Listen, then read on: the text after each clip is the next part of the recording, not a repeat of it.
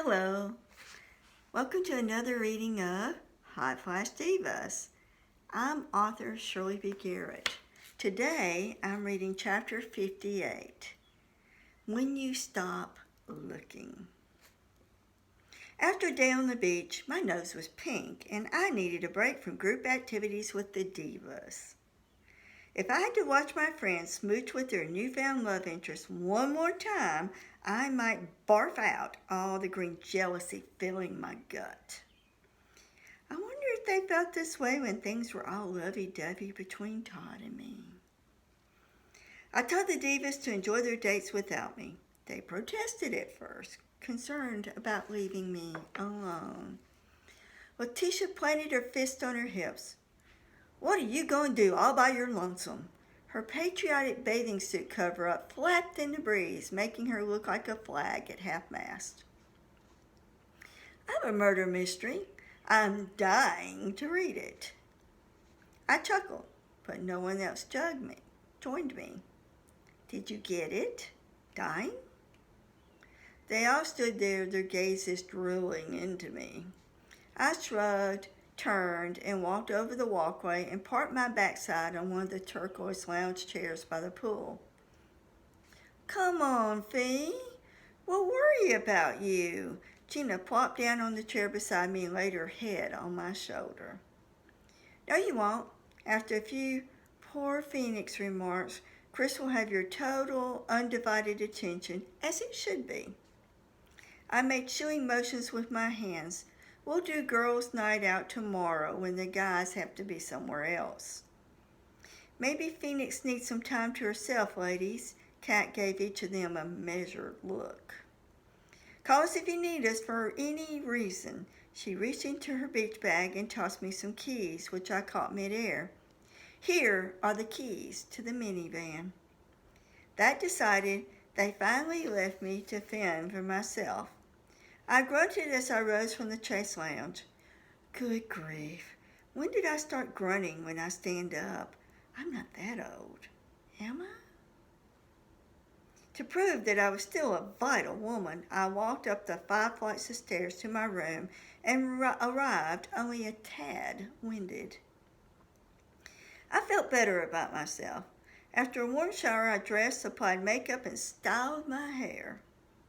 Just because I'm alone doesn't mean I have to look like a reject. Donning some strappy sandals and a sundress that showed off my minimal tan, I headed for the elevator. No way was I going to tromp down the stairs in those heels. Strolling past the Swizzler, I traced to the lobby. Once there, I snuggled down in a comfortable chair, parked my feet on the ottoman, and began to read. Soon I was engrossed in the mystery. The protagonist, Charlie Stone, was in a high-speed car chase pursuing a serial killer when I felt that itchy, uncomfortable feeling I get when someone's staring at me. I saw a man's polished loafers near my chair. I ignored him and kept reading. He cleared his throat. I looked up and up. "Is this chair taken?" The tall man gestured toward the seat on the other side of the shared-in table. "Well, yes." His shoulders drooped a bit. "I believe it has your name on it somewhere." I smiled. He's attractive. He chuckled. "Love a woman with a sense of humor. Mike Jansen." He gave a little bow and lowered all 6+ feet of him into the chair. "And your name?" "Phoenix." "Were you named after the town in Arizona or the bird?" "Bird." Quiet returned, and I sank back into the racing plot. The tension in the scene continued to build as the killer approached a roadblock. "What are you reading?" I sighed and lowered my book to look at him. Mike flashed sparkling white teeth that I was sure made his dentist proud. Damn, he has dimples and all that thick brown hair. I took an instant to center myself and said, "Deadly Compulsion. It's a thriller." "Is it interesting?" "Yep. Visions of Colonel Bossy Pants groping me, danced across my mind. I crossed my leg away from Mike and refocused on the story. What's the book about? I lowered the book again and sighed and gave him my Get Lost look. When he failed to take a hint, I asked, Do I know you? I coded the words with barbs. He grinned as if amused, stretched his long legs out in front of him, and crossed his ankles. Not yet. I shook my head and tried to read. I couldn't concentrate.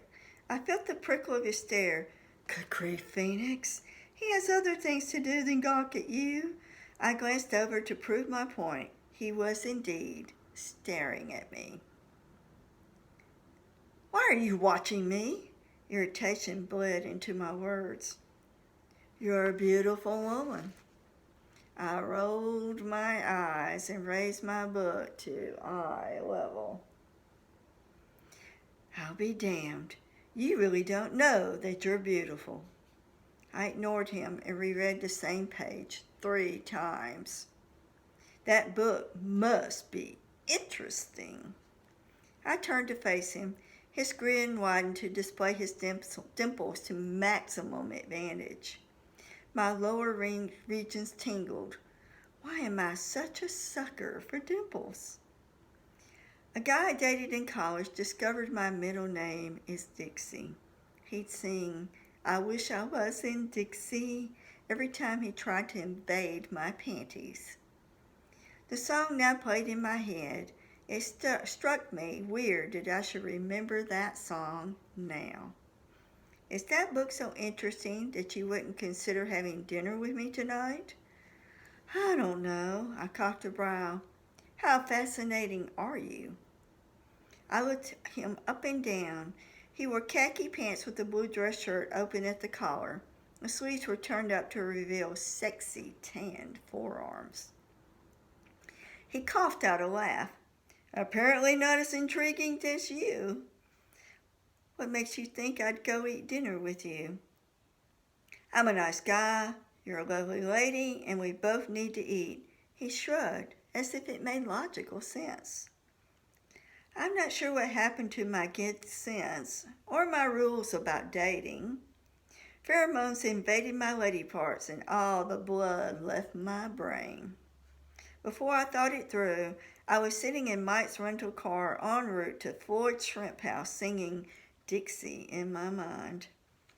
Carnal urges are a dominant force.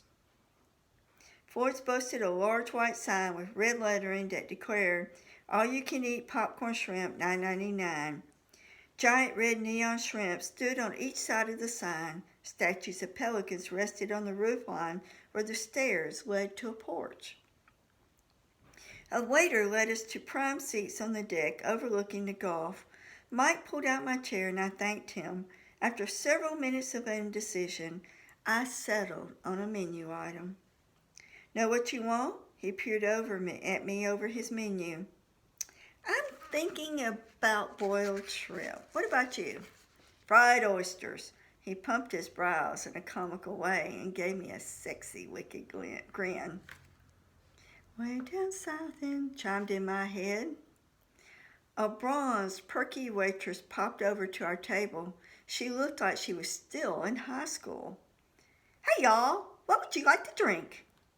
One of my mom's favorite cliches dinged in my head. In for a penny, in for a pound. I had a feeling I was going to be in for more than a pound. It had been way too long since I quenched my carnal lust. I might just need a drink to loosen my panties. Margarita, please. Make that 2. Mike turned his blue eyes in my direction. Here on business? He unwrapped his flatware and placed them in a neat row to his right. Pleasure. Alone? No, I'm here with 3 friends. Mike jumped from his seat, leaned across the table, and deflected a soccer ball that almost whacked me on the side of the head. I never saw it coming. I sat there stiff as steel, unsure if it was safe to move. "Sorry, lady," some boys yelled from the beach below. Just some kids kicking around a soccer ball. The youngest one lost control of his kick. We both looked up as Miss Perky delivered our drinks with an unsteady hand. "Y'all ready to order?" She shifted from foot to foot, order pad at the ready.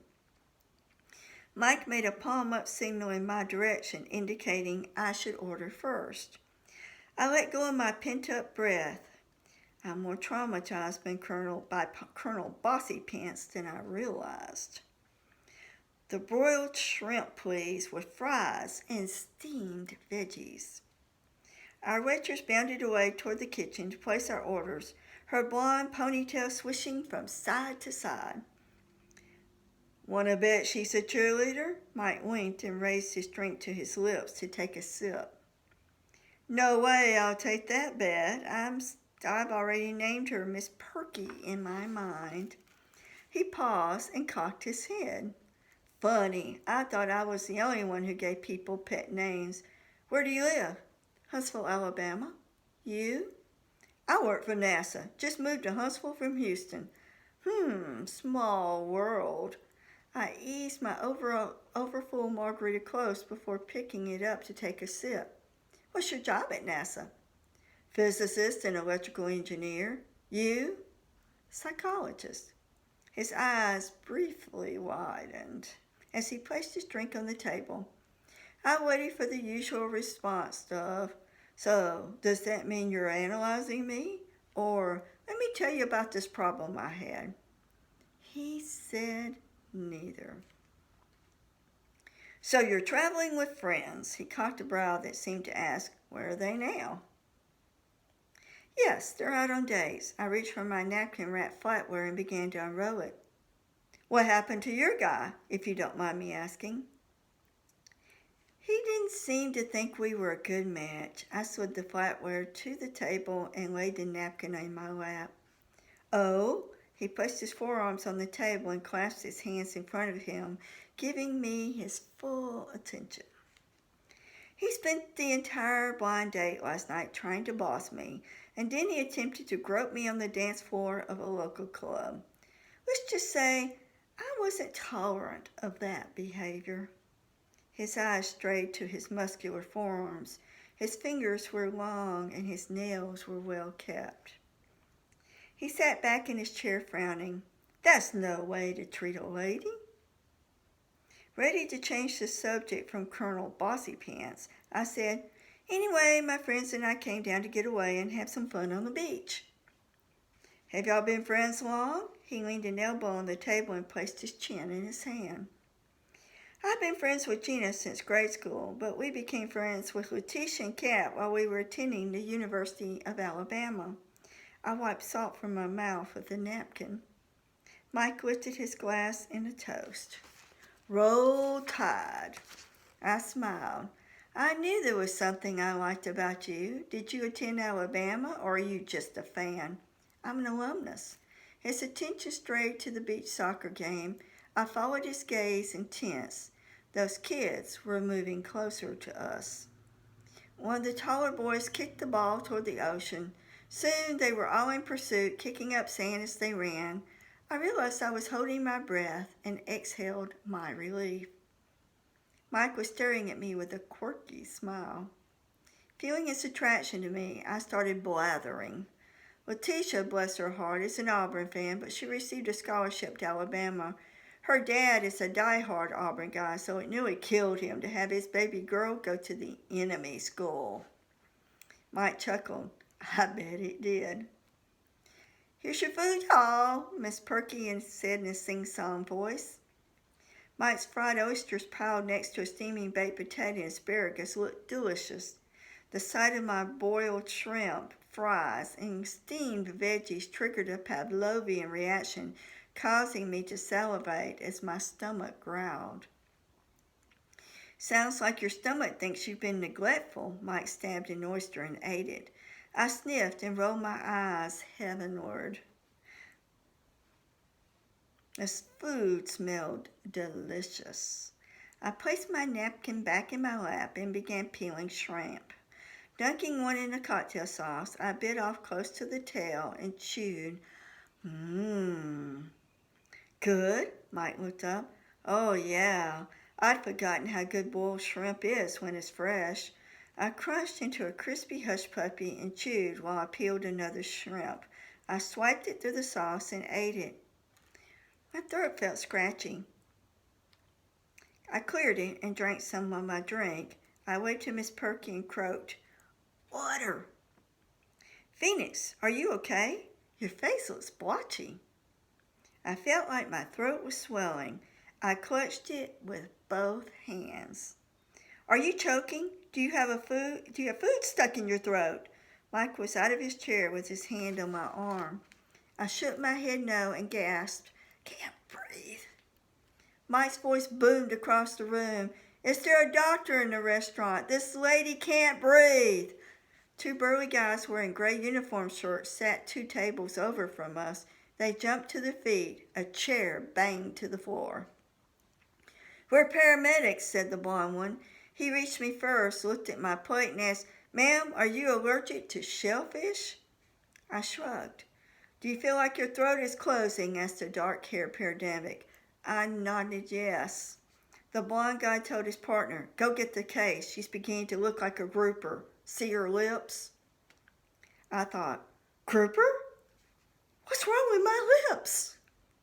Within minutes, he was back. He dropped the case on the floor with a bang. I jumped. I was beginning to feel woozy and panicked. Oh my God, am I going to die looking like a grouper? While the blond guy yanked my dress up, exposing my thigh for all to see, his partner plunged a yellow tube-like thing with an orange tip into my thigh. It contained a needle that hurt, and I yelped. The dark-haired paramedic looked me in the eye. "It's an auto-injector EpiPen. You should be feeling better soon. The waitress phoned for an ambulance and is on the way." My throat began to loosen and my breathing improved, but my heart began to race, pounding against my chest wall like it wanted to escape. I took one hand from my throat and clutched at my chest while struggling to breathe. Mike was kneeling beside my chair, rubbing my shoulders and crooning reassuring words in my ear. The sirens were ear-splitting. I pulled my hands from my throat and chest to cover my ears. After a final whoop, whoop, the sirens died. Within the gurney arrived, Mike stood and shouldered the paramedics out of the way. He picked me up in his arms and placed me on the gurney. My hands flew to pull the hem of my sundress down while I clamped my legs together. Good grief, I'm about to die with grouper lips and I'm worried about flashing my undies? Mike leaned over, kissed me on the forehead and said, "I knew you'd be an interesting date. I'll follow the ambulance to the hospital." Thank you for listening. Hope you enjoyed it. Please like, subscribe, leave comments, and please share with other people so they can enjoy the Hot Flash Divas too. Have a great day. Stay well and stay safe. And if you're interested in my other books, please check Shirley B. Garrett on Amazon. Thank you.